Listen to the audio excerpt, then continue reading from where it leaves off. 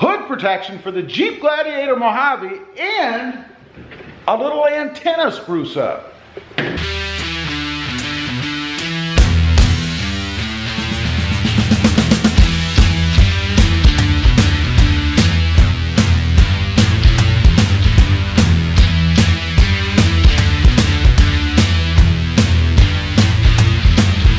Good morning, everybody. How are you today? Pretty good here, and that's right. We're going to do a little hood protection, maybe even a little windshield protection for the Jeep Gladiator Mojave. My buddy Randall is here again. He has brought some more goodies over to put on the Jeep Gladiator Mojave. And what he's got here is an AVS, it says Hood Protection Bugflector 2, as well as a black shorter antenna, which I really like this. I think I might put this on mine for his Jeep Gladiator. Now, there was a little concern, I guess, as to whether or not this will fit. It says it'll fit. No, it says it won't fit this hood. Oh, it says it won't fit. It'll fit all the other Gladiators except the Mojave. Ah. And the reason is because of, I guess because of this, it's taller all the way back. That's going to change some angles down here. I think I've got a way to work around that. We're going to get a little innovative here as well. And just a little note, we did take a look. This hood does appear to be, and we know the cowling and stuff is different in the front, but it does appear to be a bit taller or different dimensionally than what mine is on the Sport S. Or the Rubicon, or the Overland, or anything else except the Mojave. Okay, let's do a little unboxing here. See what we've got. By the way, part number is here, and I will leave a link down below. So we've got the actual deflector itself, and I'm curious, this is obviously a bit smaller than what we have over here on the Toyota Tacoma. It doesn't stick up near as much. No, it's more streamlined, it looks, maybe. Okay. But what I want it for, well, if it'll deflect bugs, great. But I've already gotten a couple of rock chips.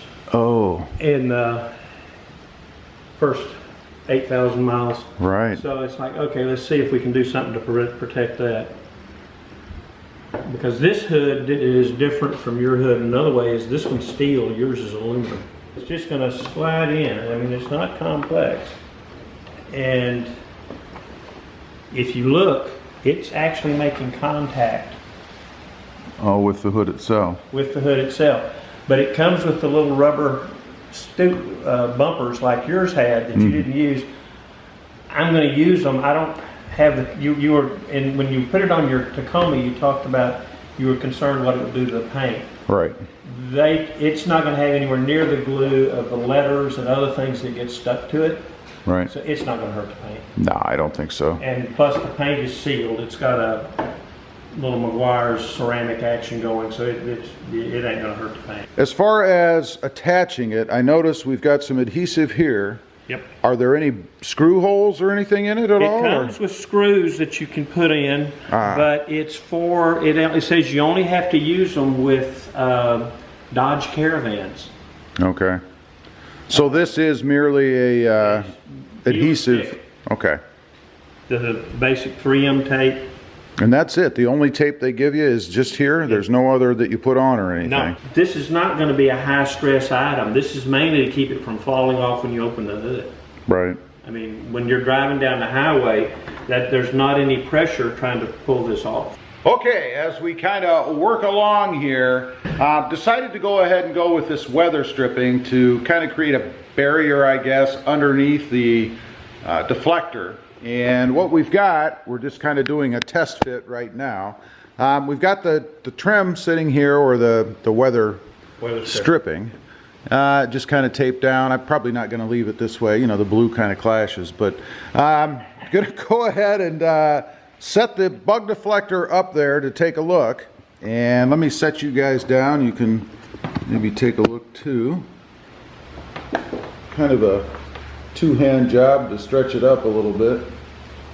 Again, the deflector does have some give, so it is possible to stretch it up. And there you go. And of course, the weather stripping will be fastened down so it won't come out like that. But that gives you an idea of what it's going to look like, and then the gapping that you'll have. And one point that Randall made, down here anyway, this will help to keep some sand and stuff maybe out from underneath so that there's no rubbing by putting the weather seal attached to the hood, as opposed to my idea, which was to attach it to the bug deflector, which then would create the opportunity for sand to get underneath, which is a bad idea, and scratch up your hood. So I'd say if you're going to do something like this, definitely attach the weather seal to the hood, not to the bug deflector.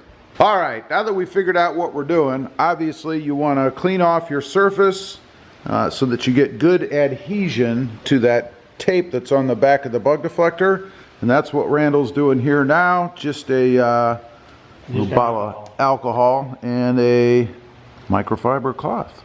And then he'll do the same up here on the top, again, to get good adhesion for this weather stripping. And the good thing about this, the deflector itself is going to put pressure on this weather stripping, so once it's on, really shouldn't go anywhere anyway.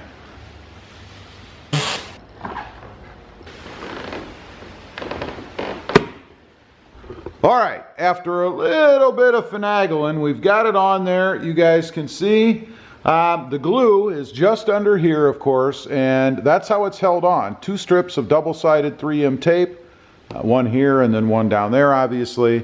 And then up on the top, again, we put this weather stripping underneath to hold it down. And then a little tip for measuring. Let's go ahead and close it. I'll show you guys, because what's your point of reference, really? What we were looking at is the gapping right here between the bug deflector itself and this latch.